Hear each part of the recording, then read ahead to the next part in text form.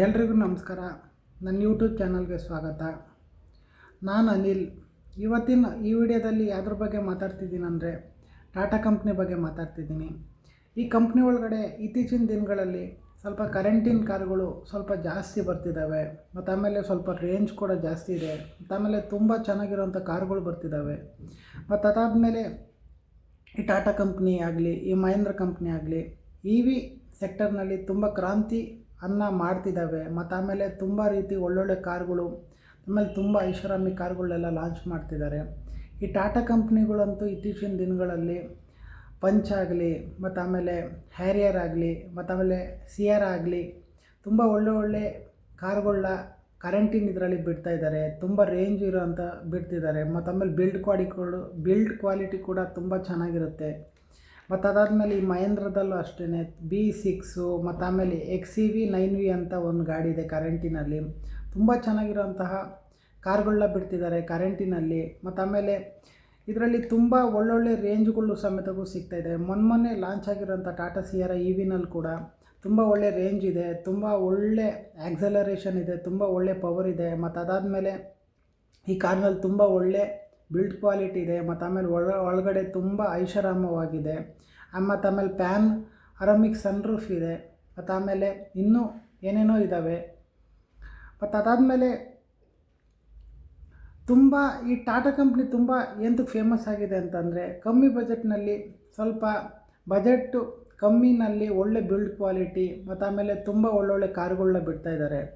ಮತ್ತು ಅದಾದಮೇಲೆ ಮೇಯ್ನಾಗಿ ಇತ್ತೀಚಿನ ದಿನಗಳಲ್ಲಿ ಈ ಟಾಟಾ ಕಂಪ್ನಿ ಆಗಲಿ, ಮಹೇಂದ್ರ ಕಂಪ್ನಿ ಆಗಲಿ, ಇವೆರಡು ಭಾರತದ ಕಂಪ್ನಿಗಳು ಇವು ಏನು ಮಾಡ್ತಿದ್ದಾವೆ ಅಂದರೆ ಮೇಯ್ನಾಗಿ ಪೆಟ್ರೋಲು ಡೀಸೆಲ್ಗಿಂತ ಜಾಸ್ತಿ ಈ ಕರೆಂಟ್ನಲ್ಲಿ ಕ್ರಾಂತಿಕಾರಿಯಾಗಿ ಮಾಡ್ತಿದ್ದಾರೆ.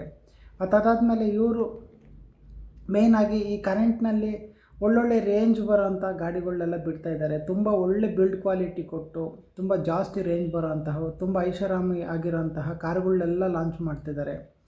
ಮೇಯ್ನಾಗಿ ಭಾರತದ ಕಂಪ್ನಿಗಳು ಯಾವ್ಯಾವ ಕಾರುಗಳಿದಾವೆ ಅಂತಂದರೆ ಈ ಮಹೇಂದ್ರ ಆಗಲಿ, ಟಾಟಾ ಕಂಪ್ನಿ ಆಗಲಿ ಇವೆಲ್ಲ ಇದ್ದಾವೆ. ಮತ್ತು ಆಮೇಲೆ ಇನ್ನೆಲ್ಲ ಉಳ್ದವು ಮಾರುತಿ, ಹಂಡೈ ಆಗಲಿ, ಕಿಯಾ ಆಗಲಿ ಬೇರೆ ಬೇರೆ ದೇಶಗಳ್ದು. ಮತ್ತು ಆಮೇಲೆ ಸ್ಕೋಡಾ ಆಗಲಿ ಅವೆಲ್ಲ ಬೇರೆ ದೇಶದ ಕಂಪ್ನಿಗಳು, ಜರ್ಮನ್ ಇರ್ಬೋದು, ಬೇರೆ ಬೇರೆ ದೇಶದ ಕಂಪ್ನಿಗಳು.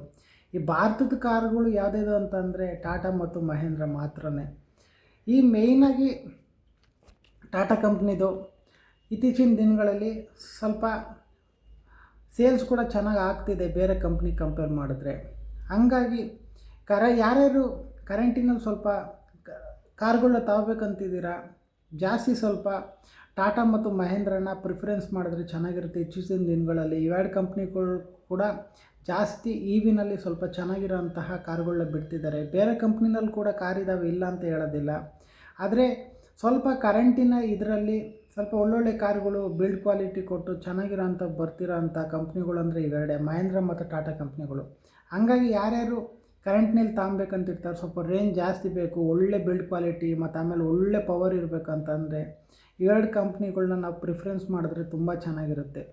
ಹಂಗಾಗಿ ಇತ್ತೀಚಿನ ದಿನಗಳಲ್ಲಿ ಈ ಮಾಹಿತಿ ಸ್ವಲ್ಪ ಗೊತ್ತಿರೋದಿಲ್ಲ ನಿಮಗೆ. ಇದನ್ನು ಹೇಳೋದ್ರಿಂದ ನಿಮ್ಗೆ ಸ್ವಲ್ಪ ಕಾರ್ ತಗೋಬೇಕಾದ್ರೆ, ಕರೆಂಟಿನ ಕಾರ್ ತಗೋಬೇಕಾದ್ರೆ ಸ್ವಲ್ಪ ಯೂಸ್ ಆಗುತ್ತಂತ ಹೇಳಿ ನಾನು ಇದನ್ನು ಹೇಳ್ತಿದ್ದೀನಿ.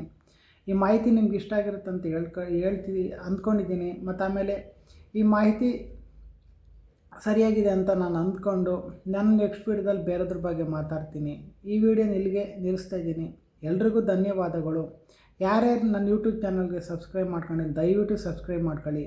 ಏನಾದ್ರು ವಿಡಿಯೋ ಇಷ್ಟ ಆದರೆ ಲೈಕ್ ಕೊಡಿ. ಮತ್ತು ಆಮೇಲೆ ಏನಾರು ಮಾತಾಡೋಂಗಿದ್ರೆ ಕಮೆಂಟ್ ಮಾಡಿ. ಈ ವಿಡಿಯೋನ ಇಲ್ಲಿಗೆ ನಿಲ್ಲಿಸ್ತಾ ಇದ್ದೀನಿ. ಎಲ್ರಿಗೂ ಧನ್ಯವಾದಗಳು. Thank you so much.